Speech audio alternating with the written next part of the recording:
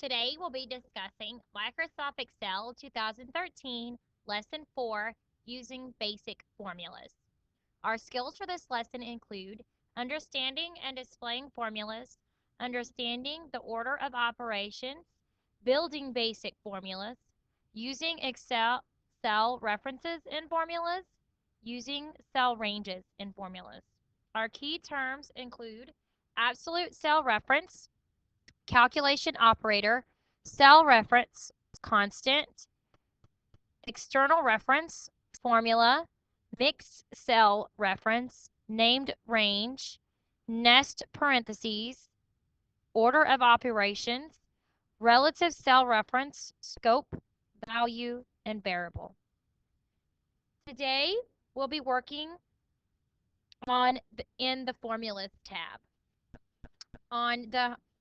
in Microsoft Excel. So we're going to launch Microsoft Excel and open up a blank new workbook. In cell A1, we're going to type the equal sign.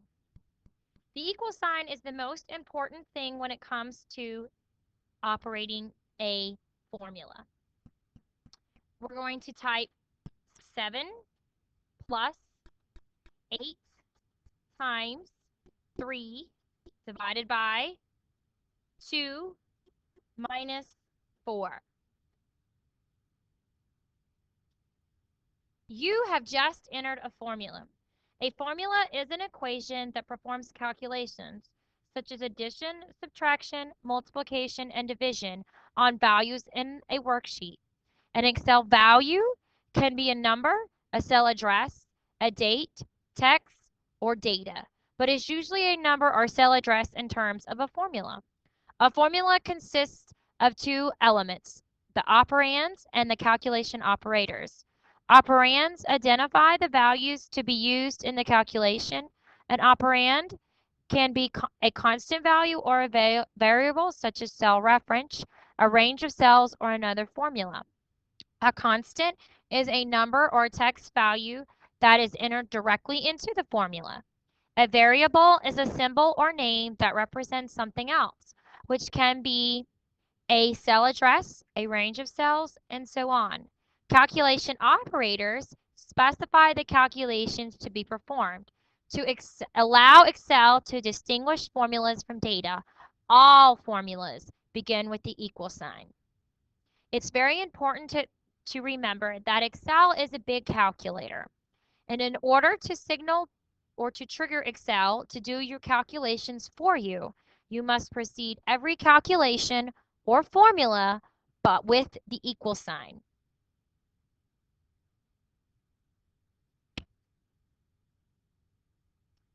Formulas should be typed without spaces. But if you want to type spaces, Excel eliminates them when you press enter.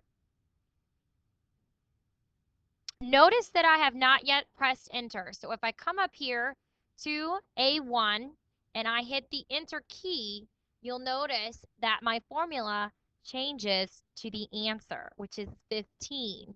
But in the formula bar, I still see what I have typed, which is my formula. Excel uses 4 types of calculation operators: arithmetic, comparison, text concentrate, and reference. This particular lesson, we're going to focus on arithmetic operators and the equal sign because they are the most important. Remember that the addition calculation is used by the plus sign, the subtraction or negative calculation is used by the minus sign, the multiplication is used by the asterisk, division is used by the forward slash, percentage is denoted by the percentage sign, and exponential is noted by the caret. So you want to make sure when entering formulas that you use the accounting keys on the right-hand side of the keyboard.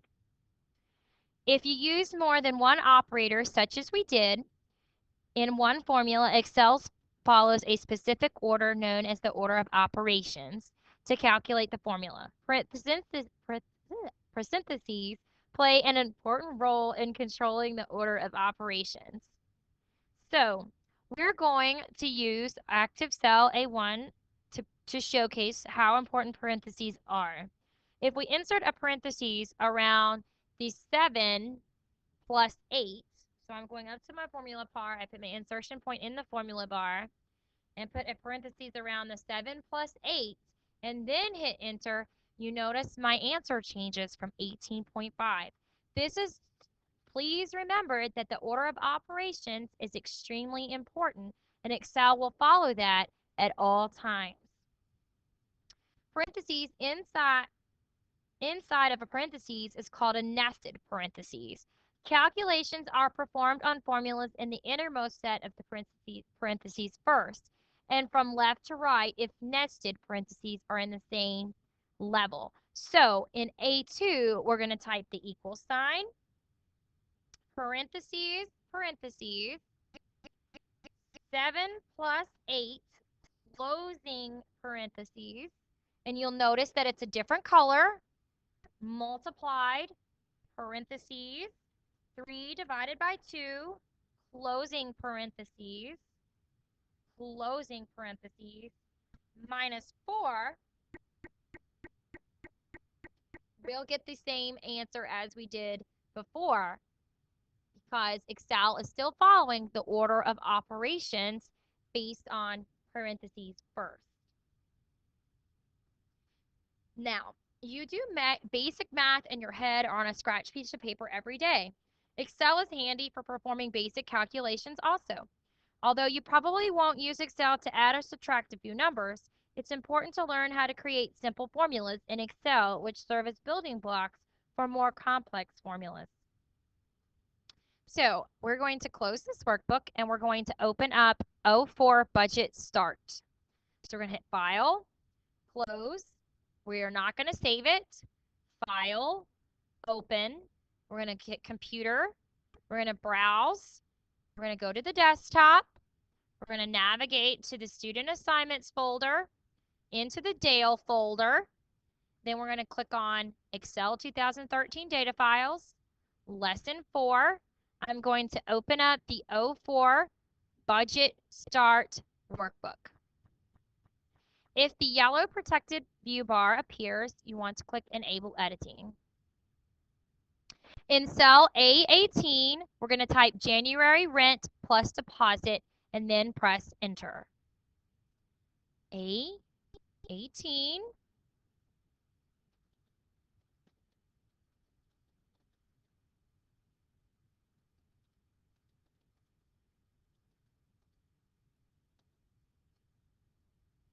In cell B18, I'm going to type the equal sign. So the rent for January is $1,200, and the deposit in order to move in is $500. So I'm going to type the equal sign, 1,200 plus 500, and then I'm going to hit Enter. This is the simplest way to enter an addition formula. Excel adds the values in the formula and displays the result, which is $1,700, which is your first month's rent plus the $500 deposit.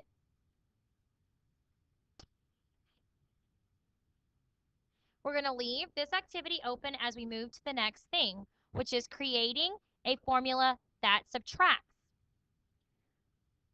We're going to double click cell A18, and after the word deposit, we're going to type minus discount.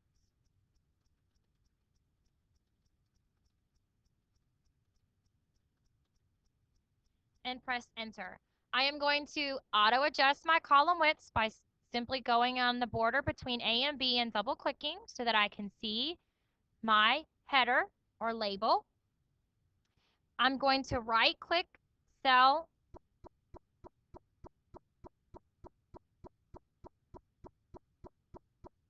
A18.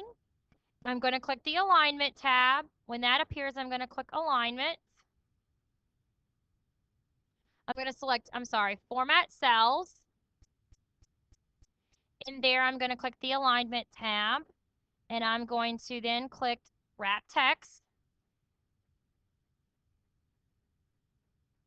and click OK. And now I'm going to readjust my column width by shrinking it.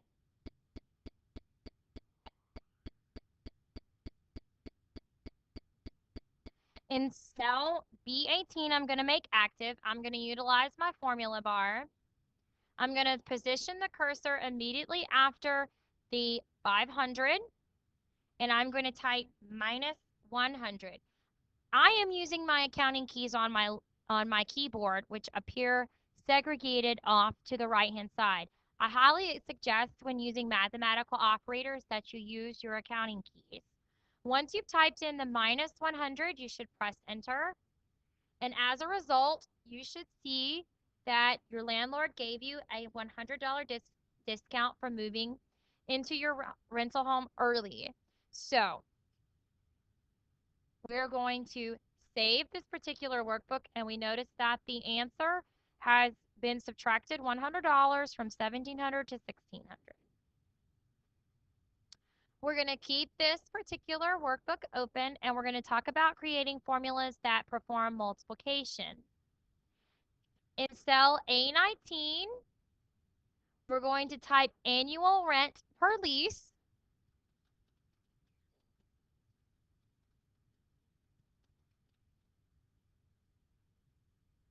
In cell B19, I'm going to hit the tab. That'll take us over to B19.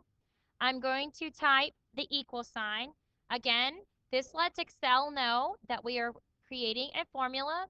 I also want to take this time for you to look at your ribbon. If you look at the ribbon, you'll notice that because we hit the equal sign, a lot of your commands have now been blacked out. Excel is trying to get you to complete your formula or equation first. Then I'm going to type 1200, the multiplication symbol, which is the asterisk, 12, because there are 12 months in the year. So our rent is $1,200 and there are 12 months in the year. So I'm going to then hit enter. This cell displays how much rent you pay per the lease, which is usually 1 year in length, 12 months. So your rent for the entire year is $14,400. We're now going to use the same workbook to create a formula that performs division. And I'm going to auto fit my width here so that I can see all of the first cell. My active cell currently is A20, and we're now going to calculate the average electricity for the home. So that is what I'm going to type in cell A20.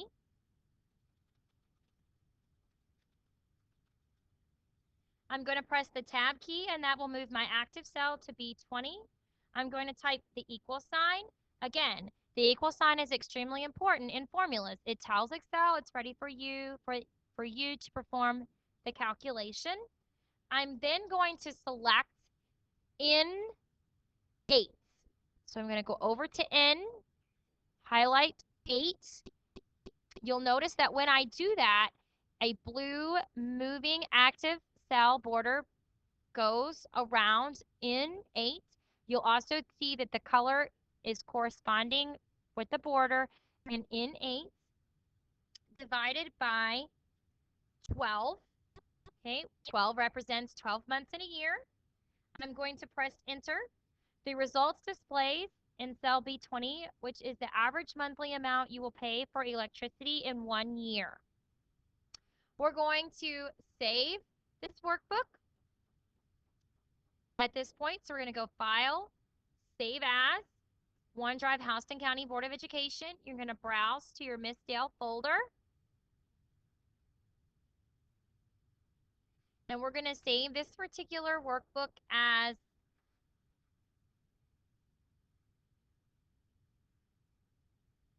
Budget Basics Formulas Solution.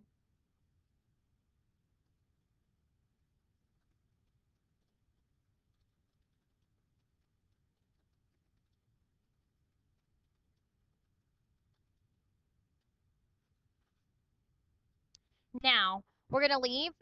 Now that we have completed our addition, subtraction, multiplication, and division formulas, we are ready to move forward. We're going to save this workbook and we're going to close it. So I'm going to go File, Close. The next thing we're going to discuss is using cell references in a formula, which we previously did.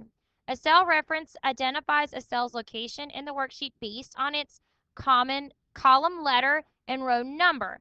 Using a cell reference rather than data displayed in a cell gives you more flexibility in your worksheet. We're going to talk about using relative cell references in a formula. A relative cell reference is one that adjusts the cell identifier automatically if you insert or delete rows, columns, or rows, or if you copy a formula to another cell. A relative cell reference is therefore one whose references change relative to the location where it is copied or moved. Now let's practice using relative cell references in formulas. We're going to open up the O4 budget cell reference data file for this lesson by going to the File tab, Open, Computer, Desktop. We're going to navigate to Student Assignments, Excel 2013, Student Data Files, Lesson 4, O4 budget cell reference, and we're going to open. Again, if the protected view yellow bar comes open on your spreadsheet, you'll just hit the Enable Editing button. We're going to click cell B18. We're going to click in the formula bar and replace the 1200 with cell B3. So I'm going to simply delete it out using my backspace key. There's two ways you can do it. You can go in and select B3, or you can type B3. Either way, B3 becomes the reference cell. You'll want to notice that cell B3 is highlighted and surrounded by a blue border while you're modifying the formula. Note, you can either use uppercase or lowercase when you type the cell reference in a formula. Now I'm going to press Enter. The formula in cell B18 now uses a relative cell reference to cell B3. We're going to copy B18 to cell B21. So I'm going to make B18 my active cell. I'm going to use my copy. I'm going to move over to cell B21. I am going to paste the results. When I do that, you'll notice the display results changes to 400. This is because the cell reference has changed. If you look in the formula bar, instead of referencing B3, it references B6, which is miscellaneous, which is nothing, which holds no data whatsoever.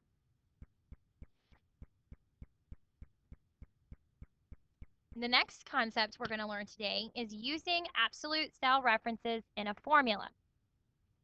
Sometimes you do not want a cell reference to change when you move or copy it. To make an absolute cell reference, we're going to use the $ before the column and the row of the cell that we're referencing. So we're going to click on cell B18. And I am going to click off to the side. I'm going to simply hit my delete key. I'm also going to hit my undo button, which takes away the 400 we pasted in. And I'm just going to, with an empty cell selected, hit the delete key again. This will take away any of commands that I'm currently being used. I'm then going to click on cell B18. In the formula bar, I'm going to put a $ before the B and before the 3. Again, the $ makes this an absolute cell reference, meaning if I copy the formula, the cell reference will not change. So now I can go in and copy this formula. I can go down to B21, paste it in, and the cell reference, as you can see in the formula bar, is absolute, meaning it doesn't change.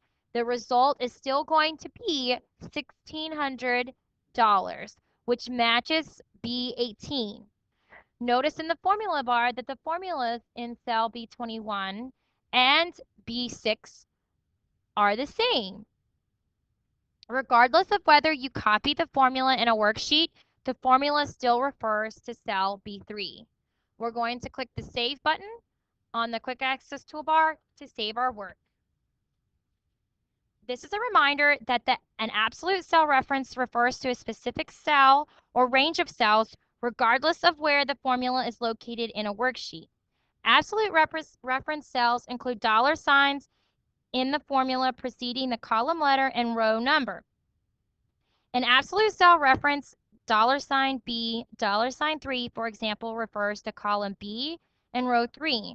When you copy the formula to any other cell in the worksheet, the absolute reference will not adjust to the destination cells. The next concept we're going to talk about is using mixed cell references in a formula. You can also create a mixed reference in which a column and row is absolute. The other is relative. For example, if the cell reference for a formula in A5 or an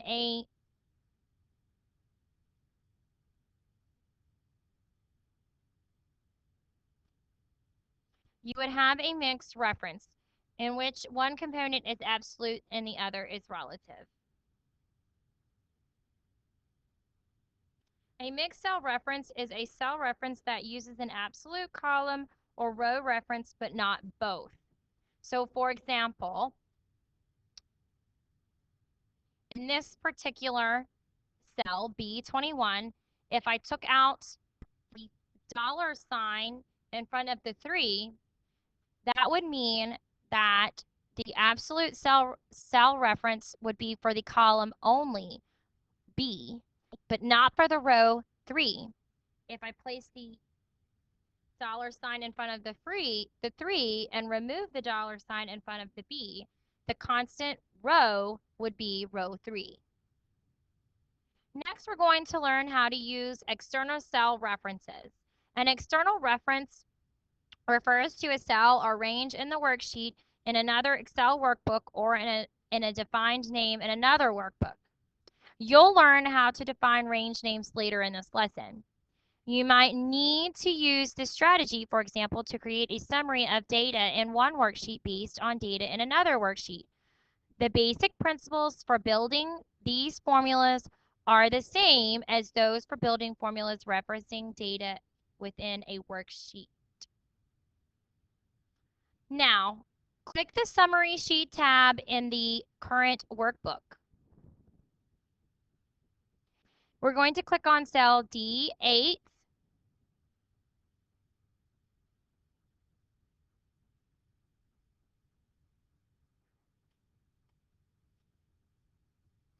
You want the average payment for electricity to appear in this cell, similar to the contents that appears in B20 in the Expense Details worksheet.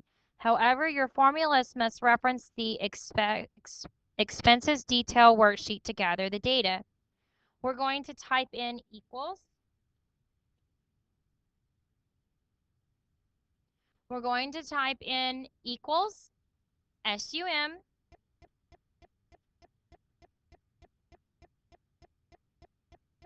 followed by the data in the Expense Details worksheet in 8. So I'm going to go over to the Expense Details worksheet. I'm going to go to in 8. I'm going to click on it.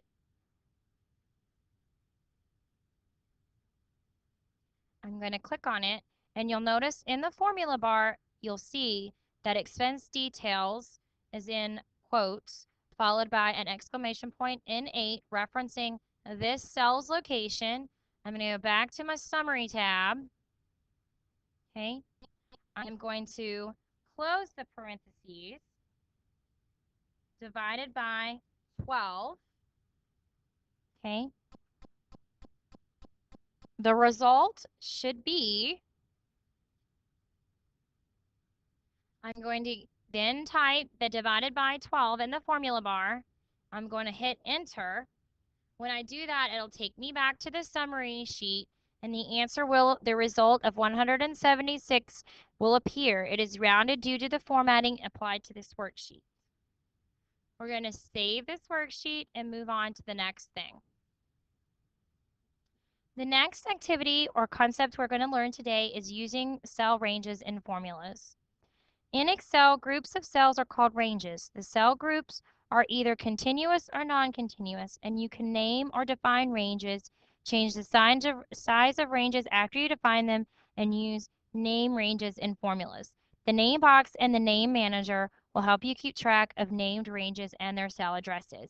You can also use the paste names command to create a list of named ranges and their addresses in a worksheet. We're no longer going to be using this particular workbook, so I'm going to close it by going File, Close. I am then going to go and open up a new workbook called O4 Budget Ranges from the data file from this lessons folder.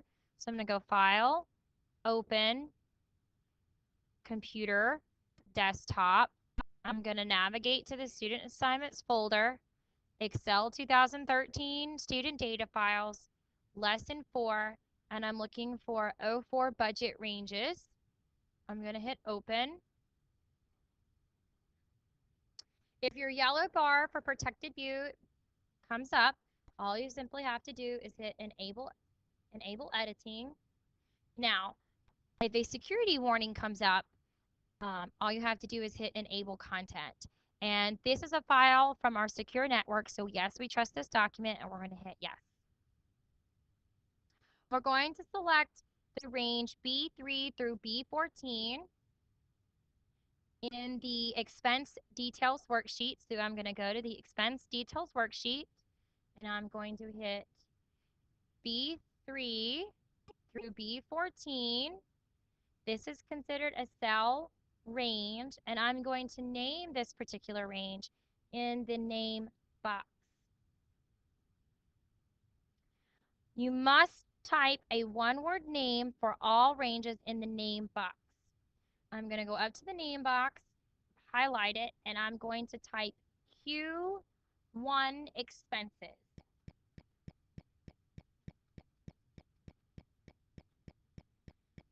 And then press enter, reminding you that all must be one word, no spaces. The range name appears in the name box. Excel saves this name and uses it in any subsequent reference to this range. Don't worry about the apparent missing name of the range. You modify this range to include additional months in the exercise later in this lesson. When naming a range, it's important to remember that a message appears stating that the name already exists. Display the name manager, okay, and edit the existing name or delete it and enter a different name. An alternate way to name a range is to use the new name dialog box. So we're going to select B16 through M16.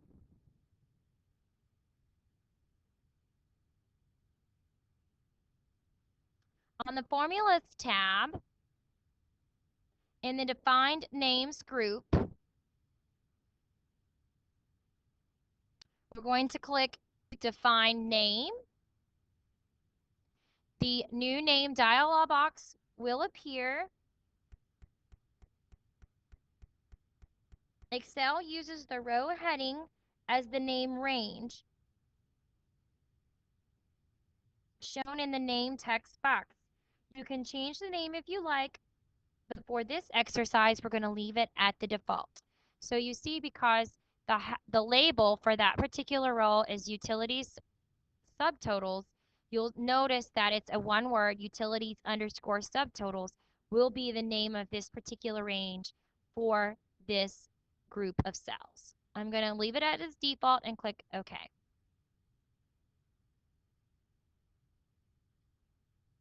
We're going to open the scope drop-down list.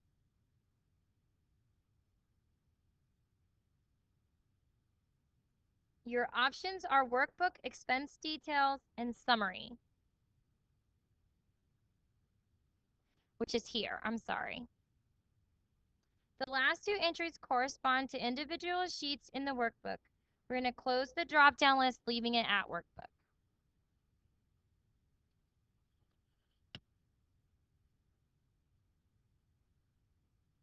Remember, a name range is a group of cells or occasionally a single cell with a designated name. The most common reasons to name a range is to refer to it in formulas and functions. Naming ranges or individual cells according to the data they contain is time-saving technique, even though it might not seem so when you work with limited data files, such as these practice exercises. However, naming a range in a large or complex worksheet enables you to go to its location quickly, similar to a bookmark. The next thing we're going to discuss is changing the size of a range. You might want to change the size of a range to include or exclude data that you didn't consider or find important when you created the range to begin with. So, we're already in the expense details worksheet. On the Formulas tab in the Define Name group, we're going to click the Name Manager. We're going to select Q1 Expenses, which is already highlighted for us. At the bottom of the dialog box, highlight everything in the Refers To box. So I'm going to highlight everything in the Refers To box. In the Expense Details worksheet, we're going to select B13 through B14. So I'm going to come down into my worksheet and select from B3 to D19.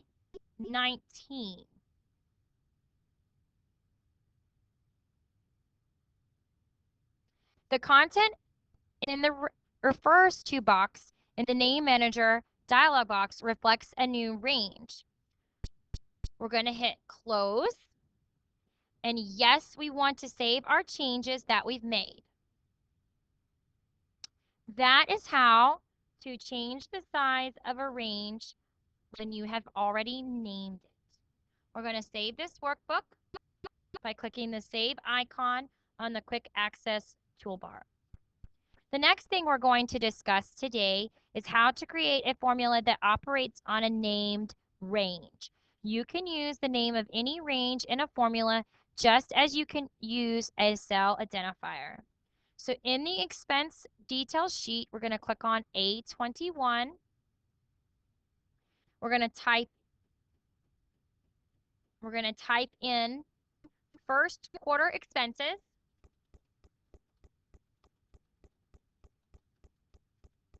I hit the tab key. It moves my active cell to B21, and I'm going to type in equals sum, open parentheses. On the Formulas tab, we're going to go into the Defined Names group. You'll see that because of the equal sign and the fact that we're inserting a formula, the only thing that we can select in the Defined Names group is Use in Formula. So we're going to hit Drop Down List. In the drop-down list, you'll see the two named formulas that we created, and we're going to select quarter one expenses from the list to close the equation. So I'm going to hit my close parentheses. That closes the equation, and then I'm going to hit Enter. Noticing that the total amount of expenses for January through March appears in cell B21, which is $12,230.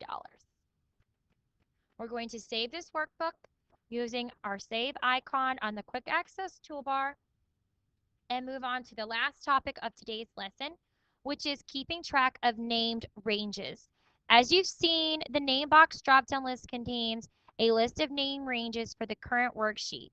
When you have selected a name range from the name box, the range is highlighted in the worksheet.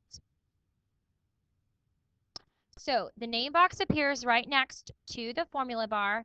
If you hit the drop-down list menu, you'll see the predefined ranges that we've named. If you click on one, it'll automatically select that particular range for you. So I selected Q1. You'll notice that because I selected Q1, The cell range is already selected for me. I can also switch and go to utilities and subtotals, and that cell range is already selected for me. It is easier to remember names than to memorize cells and cell ranges. You can create a list of defined names in a workbook using the paste list command. Doing so makes it simpler to keep track of your data. That concludes our lesson for today. The skills you should have learned in this lesson are to display formulas, to follow the order of operations, to build basic formulas, to use relative, mixed, and absolute cell references in formulas, to create named ranges in worksheets, and to reference cell ranges in formulas. You are now ready to begin Lesson 4 activities using basic formulas.